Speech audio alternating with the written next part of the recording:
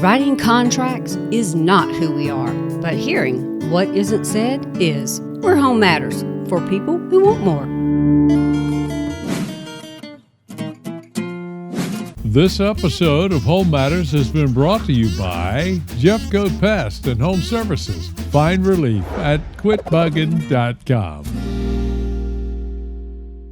Hey guys, I've got with me again today Brandon Jeffcoat Pest and Home Services, and thanks again for being here. Thank you for having me.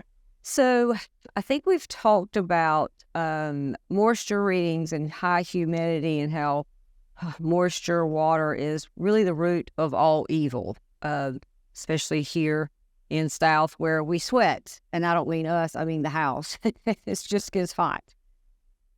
When you go out to do a CL 100 or a termite inspection, as a lot of people would, you're not just looking for termites. So we've talked about that you look for the moisture like under a house and things of that nature, moisture readings. But you also go all the way around the outside of the house and tell everybody what you're looking for when you do that. That's correct. Actually, right when I pull up to the house for a CL 100 inspection, I'll take a picture of the outside of the house and I go straight to the door jambs. Front door, side door, garage door. They have wood that comes all the way down, touches the cement slab, the front porch, the garage that we hope. That is correct. But normally 90% of the houses that I inspect, I find an issue with a rotted door jamb, a rotted brick molding at the very bottom of the door, the columns on the front porch, railings on the front porch, anything that is exposed to nature, to outside elements, the sun, obviously the rain. And what a lot of people do is they kind of let it go. Right. They don't prime it. They don't paint it every couple of years. I'm not saying paint it every year, but every 2 years, probably a good idea to just throw some white paint on it. Easy to find, pretty easy to do. It'll save you from having to replace this wood when you do go to sell it, or if you just stay in your house a long time, you want to make sure it stays maintained. Yeah, some of the easy things that you'll know to look for, obviously, is first your paint will kind of be look like it's sort of fading or chipping away. And then if you press on it, obviously it's soft. Now we have a problem because one, now you're just begging for termites. That's the first thing. But two, if you were to sell, they're going to ask you to remedy that. And again, it's a very easy maintenance thing you can do.